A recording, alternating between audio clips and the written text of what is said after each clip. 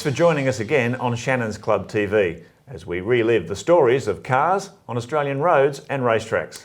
And you'll also have the opportunity to see a representative example of our feature car on the road. So let's get things rolling with the car that always lived in the shadow of its racing image, the LH Torana SLR5000. The arrival of Holden's LH Torana in 1974 was hugely significant. It was the first time that an Australian company launched a second vehicle range, totally conceived, engineered and manufactured in Australia. On release, it appeared to represent a quantum leap over anything from Europe or Japan.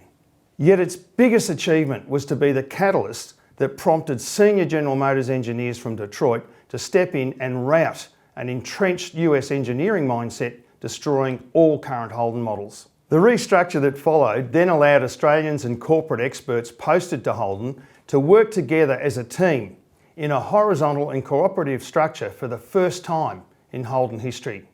The improvement in the cars was both instant and dramatic. Mark, the LH Torana seemed to have the same effect on the race teams. Oh, it sure did. I mean, from a racing perspective, this car was a giant step backwards from the XU1. It was longer, it was wider, it was heavier, and had a very boxy shape, so in aerodynamic terms it wasn't nearly as good. Plus you had like the M21 gearbox. I mean, that was only marginal in strength behind a V8. Plus you had the spindly little banjo rear axle assembly, which went right back to, the EH Holden. Didn't have enough room under the guards for big wheels and tyres. I mean, this car was a huge compromise in racing terms, and it was only through the hard work of the Holden dealer team under Harry Firth and the race teams that managed to turn it into a winner. But I tell you what, they were lucky that Ford was asleep at the wheel at the time, because that allowed them to, get away with it. Well, the LH Torana had all the ingredients to be one of the best cars of its type ever, and the SLR5000 version should have been the hottest and most desirable local muscle car of that era. Instead, it was just a good but another flawed Holden that would have to wait 3 years before it could show its full potential. Holden's body engineering team built one of the toughest shells of any local car thus far, so the LH could function as a 4, 6 and V8 flat out over the worst Australian roads. Yet as fast as Holden engineers were designing it to be nimble and fast, other factions were forcing it to drive like a big 1950s American car. Its styling was neat and up to the minute with a cabin to match, yet others within Holden turned the sporty cockpit design into a cheap flat slab. Holden had become a cauldron for a corporate civil war fanned by old school executives who'd been isolated from command for too long, and the LH Torana was caught in the crossfire. Mark, there was light at the end of the tunnel, on and off the racetrack. Yeah, but it took another 3 years in the arrival of the LX Torana A9X before Holden finally did see the light.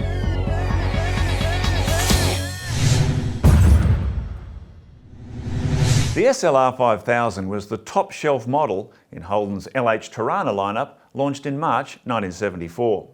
With its powerful 5-litre V8 engine and large front and rear spoilers, there was no doubt Holden's first V8 powered Torana was destined to replace the 6-cylinder XU1 on the racetrack. To achieve that goal, GMH was already hard at work on a factory-developed competition package which would become available mid-year, in time for the all-important Bathurst 1000.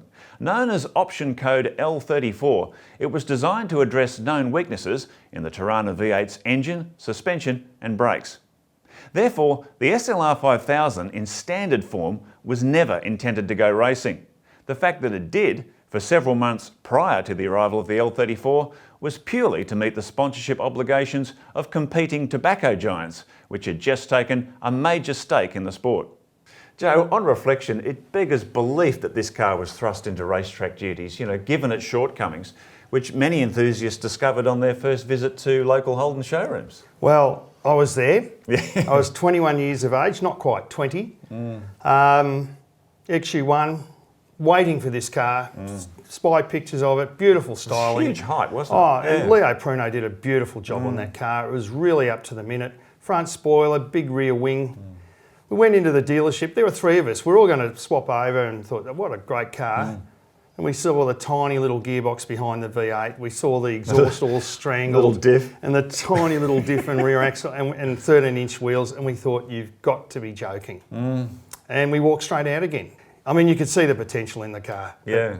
Holden had a cheek selling it like that, I really have to say that. And their sales would reflect that too, I guess. Absolutely. In April 1974, Alan Grice became the first driver to race the Torana SLR5000, and in doing so, became the first to drive a Torana V8 in the Australian Touring Car Championship. He was left with no choice after a sponsorship proposal to race a Torana V8 with Craven mild cigarette branding was approved months before the L34 was available.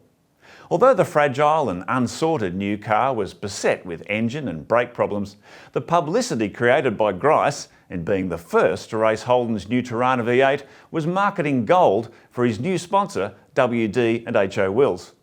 Not surprisingly, rival tobacco giant Philip Morris, which had just signed up as the Holden dealer team's new sponsor through its Marlboro brand, was not happy with such lopsided publicity and demanded a quick response from its race team. So, for the last 2 rounds of the championship, points leader Peter Brock switched to an HDT-prepared SLR5000. And with little opposition, he cruised to comfortable wins that wrapped up his first touring car title in fine style. It was a happy ending to what could have been a nightmare for Holden and its new Torana V8. You can read many other great road and race stories on the Shannons Club website.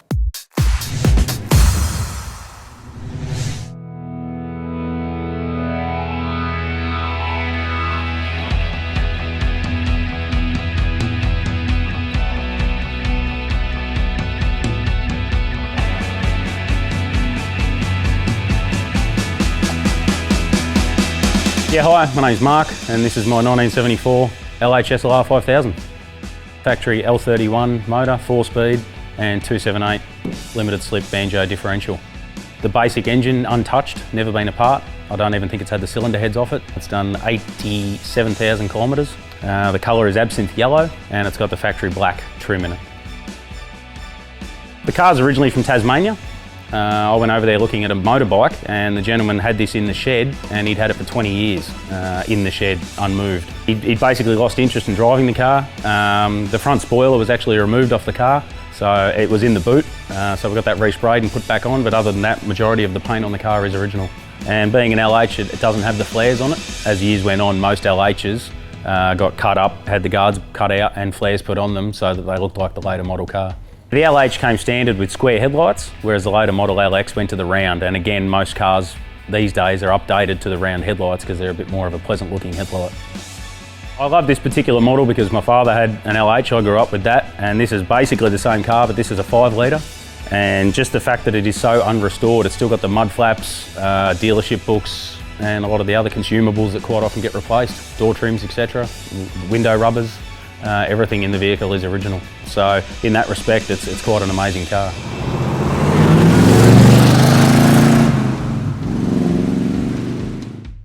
All the cars in our family are insured with Shannons. I myself have been with Shannons since 1998. I'd say the difference with Shannons is their attention to detail and obviously their history in Australia with this style of vehicle. They know a bit about it, whereas most people you ring up and you hit a brick wall. They don't really understand what you're trying to tell them over the phone. The white SLR in the background is my dad's car. He bought it brand new in 1975 from Holden, but the vehicle was actually built on the 10th month of 1973. It was in a pre-production run by Holden, and it's the 3rd SLR off the production line, and we think the oldest existing SLR. The logbook that came with the vehicle stipulates that it was owned by GM Holdens. It's not in someone's name or address or anything like that. It's owned by GM Holdens prior to Dad buying it. 2,500 cars roughly were built without flares. How many of those survive now is yet to be seen. But yeah, this is certainly one of the better ones.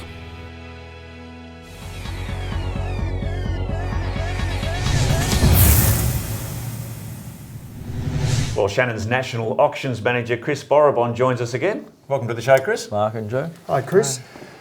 Hi. LH Torana. That is an interesting car Really because is. by the end of '74, its first year of release, we had the L34, and everybody, whether they had a 6 or a V8, had to make it look like an L34. Cut away the guards, big flares, bolt them on. big wheels. For a short period there, the LH SLR5000 was the hero car. That's right, yeah. albeit a very flawed one. And now there's hardly any around. So are we talking LC GTR again, where the original unmolested car is now really special? It's very similar. I think it's probably suffered the same fate as what happened to the LC GTR. And you know, as you mentioned, you know, everyone who had an SLR5000 when the L34 came out, or A9Xs came out, they put the flared guards on and wanted you know, to have the L34 look. But today, to find an original SLR5000 in the LH model, the square headlight, the 13-inch rims, you know, Yeah, still the little wheels, yeah. Oh, you know, very, very difficult today to find that. And a little bit special too. It is, yeah. Well, they must be. I mean, they must be so rare. I remember those cars at the time. They were basically driven into the ground. Like, you just saw them everywhere. No one really valued them. They weren't something that people wanted to have. So it's like kids with their corgi cars. You know, they all get smashed up in the dirt and everything. You find an original one in a box. It's worth a mint. It's just the same sort of thing. Look, very similar. I mean, even at auction and through the showrooms, we're finding it increasingly difficult to find one that hasn't been molested. They must be so rare. You know, and probably I think the lesson there is if you do have one that's in original condition that hasn't had the flares put on, keep it as it is. You know, You're sitting on gold. You're sitting on gold. It really is getting harder to find one. Because they left standard, they were a fairly sweet car to drive. They weren't brilliantly sporty. They were in the days before RTS.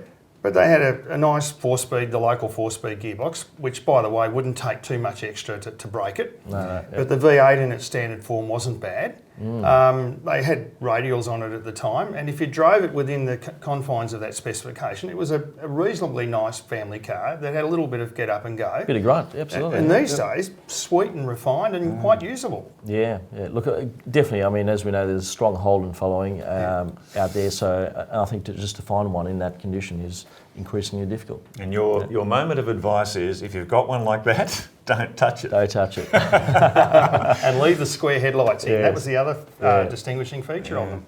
Well, thanks for joining us, Chris, for Hammer Time. And keep in mind, you can keep up to date on all the latest Shannons auctions news on the Shannons Club website.